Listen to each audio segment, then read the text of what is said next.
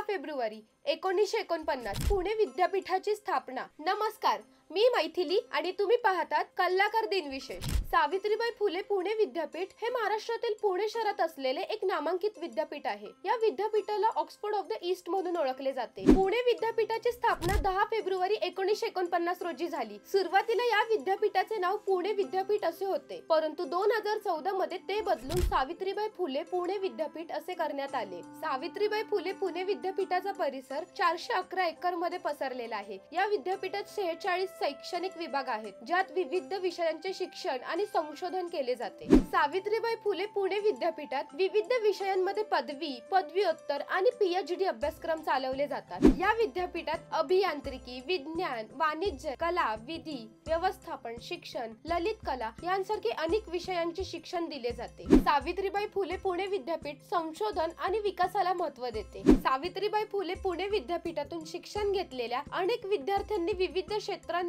यश मिळवले आहे। या विद्यापीठाचे काही उल्लेखनीय माजी विद्यार्थी डॉक्टर बाबासाहेब आंबेडकर, पंडित हृदयनाथ मंगेशकर, डॉक्टर जयंत नारळीकर। जर तुम्हाला हा व्हिडिओ आवडला असेल तर जास्तीत जास्त लोकांना शेअर करा आणि आपल्या कल्लाकर या YouTube चॅनलला सबस्क्राइब करा आणि Instagram, Facebook पेजला फॉलो करा।